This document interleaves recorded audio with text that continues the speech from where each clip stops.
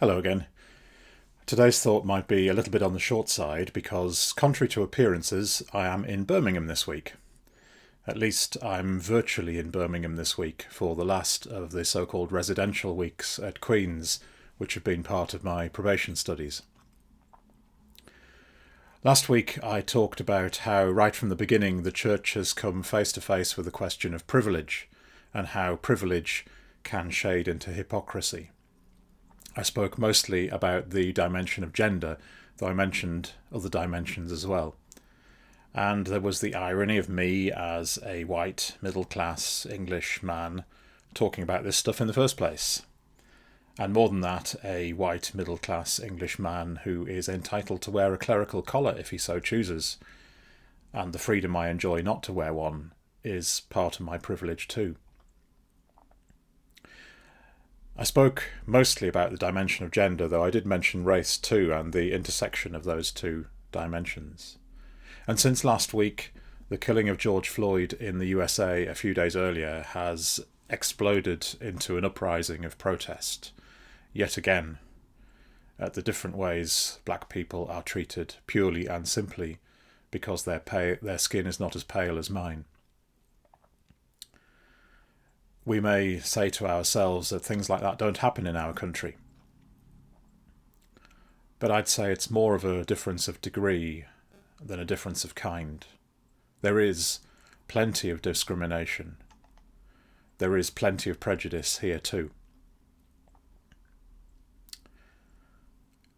To take a much smaller example, I'm from the north of England, and I've always been very aware of a bias towards the south of England, though, for example, the BBC has improved a lot in this respect in recent years. And when I lived in Wales for a while, I had my eyes open more towards a bias towards England. It's an interesting exercise to listen to people talking on the radio or the telly, and whenever they mention England, to ask yourself whether they really do mean England or whether they mean the UK. And you might be surprised. And if you are surprised, it's possibly because you just normally don't have to notice that stuff because you live in England. And that's tiny compared to the prejudice of race. We all have fast reactions to people who seem different in one way or another, and skin colour is an easy way to classify someone as different.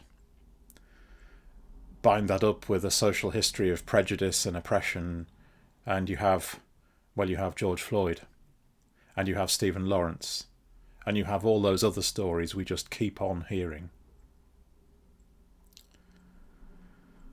Last week I mentioned noticing the privilege I have in order hopefully to be able to do something about it. And slowly, or perhaps quickly, I hope to take steps away from privilege, which takes away from other people's humanity or dignity, a privilege which actually oppresses. Perhaps not a kneeling on the neck kind of oppression, but oppression nevertheless, because I can use my power when someone else cannot, just because of a category that our society put them in. I'm going to say something now which might sound a bit shocking, but is probably more true than it seems. Deep down, I am racist.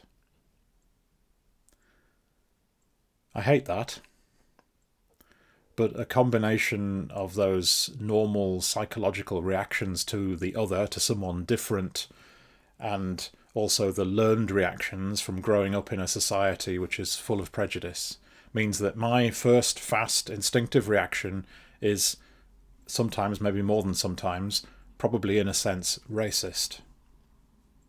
And you might be similar.